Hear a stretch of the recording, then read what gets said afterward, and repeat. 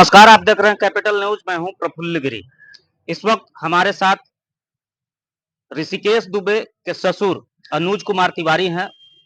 आज हमने capital news पर खबर दिखाया था कि शक है कि ऋषिकेश दुबे के जो ससुर हैं अनुज तिवारी, वो जेल में बतौर सुरक्षा गार्ड के रूप में तैनात हैं और ऋषिकेश दुबे के फरार होने में इनकी संदिग्ध भूमिका का जो शंका संदेह सामने आया था, इस पूरे मामले पर ये हमारे साथ बातचीत करने के लिए हैं।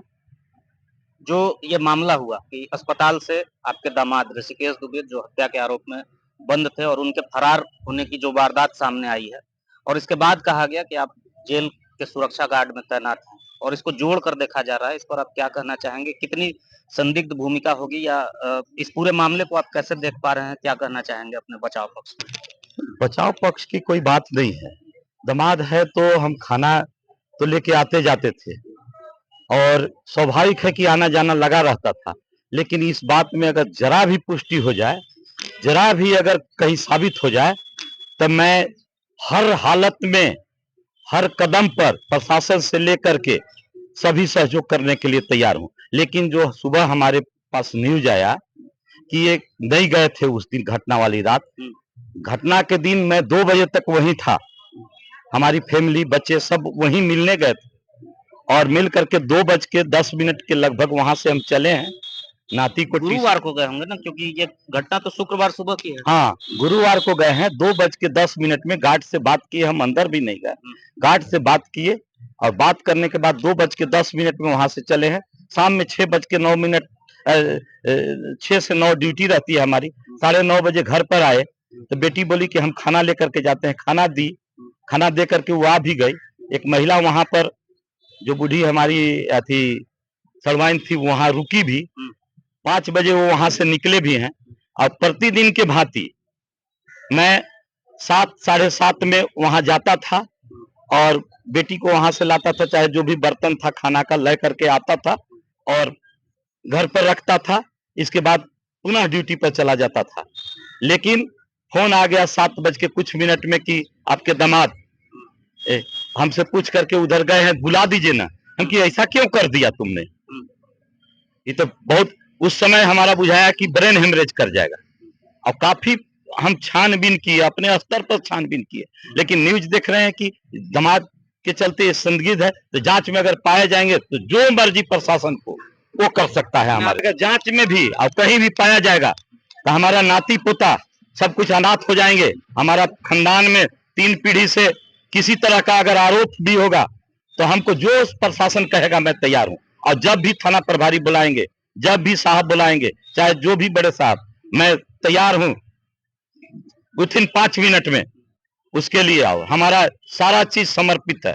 हाँ, जो भी इन्वॉल्व है, चाहे हमारा लड़का ही क्यों ना हो, हमारा परिवार ही क्यों ना, उसका मैं साथ नहीं दूंगा, किसी भी कीमत में नहीं दूंगा।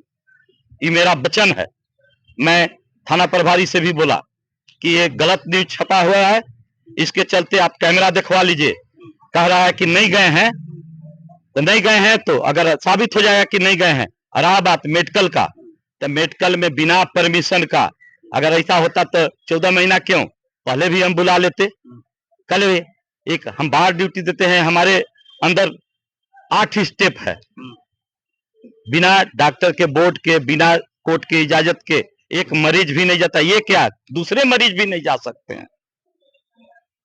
तो इस बात के हमको बहुत ग्लानि हो रही है कि मैं क्या करूं इस पर, कि हमारे ऊपर कहा गया कि स्पेशल ये जा करके नहीं, दामाद है तो स्वाभाविक जाना है, बेटा है तो परिवार है तो जाना है। लेकिन अगर कहीं अगर थोड़ा भी इसमें इनपुट मिलता है तो हमको बख्शा नहीं जाए। मैं इस बात के लिए सदैव तैयार हूं। तो आपने सुना, ये बिल्कुल दावा कर रहे हैं कि ऋषिकेश दुबे का जो फरार होने का घटना हुआ है, इसमें इनकी ना तो कोई पहल की गई है इनके द्वारा और ना ही किसी तरीके का कोई मिलीभगत है। और ये इन्होंने ये भी दावा किया है कि इसमें जो भी शामिल हो उस पर कड़ी कार्रवाई की जाए, क्यों ना इनका घर का इनका सगा बेटा हो या वो चाहे कोई भी हो। तो स्पष्ट रूप से इन्होंने इस पूरी घटना से इनकार करते हुए और स्पष्ट लहजे में, डॉक्टर हो या हॉस्पिटल स्टाफ हो, हमने बोला है। एक लड़का छोड़ा था, उसका भी नंबर हम प्रशासन को मैं दिया हूं और हम प्रयास किए पकड़ने के, थोड़ा सा लिए भाग गया, नहीं तो उसको पकड़ाता तो वो कहां तक छोड़ा है उसका तो इनपुट मिलता है। जैसा की जो जानकारी निकल कर सामने आई कि आप प्रतिदिन 7 बजे, साढ़े 7 बजे सुबह आते थे। अब जाकर अभी आपसे बातचीत के बाद ये क्लियर हुआ कि 7 बज के कुछ मिनट पर आपके पास फ़ोन आ गया और इस वजह से आप उस दिन नहीं पहुँच सके। नहीं, वो बोले कि जाँच करिए, कहीं मत बताइए। बताइएगा तो हमारा इंस्टीट्यूट कहीं से बुलाया जाए। हमने प्रयास किया, प्रारंभिक कोशिश थी हमारा कि ले आए। जाँच किया जाए, कितना जाँच किया।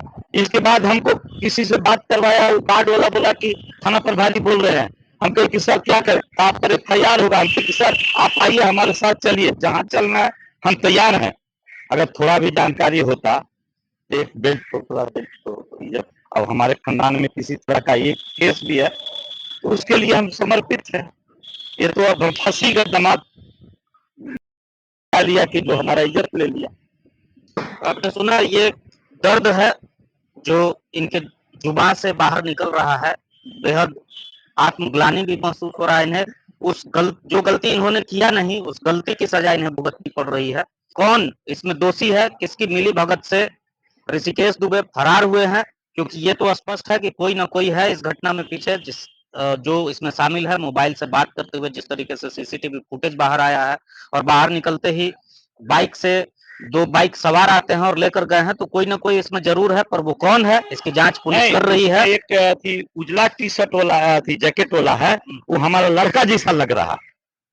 ये भी बात बता रहे हैं, ये मैं सबको बताया हूँ, उसका नंबर भी दिया हूँ। क्या नाम है? नितिन कुमार तिवारी। नितिन कुमार तिवारी। इन्होंने स्पष्ट तौर पर देखिए सख्त लहजे में इन्होंने कहा कि मेरा बेटा भी इसमें शामिल हो सकता है और ये उम्मीद जता रहे हैं कि उनका बेटा हो सकता है और जो भी हो उस पर कार्रवाई की मांग कर रहे हैं।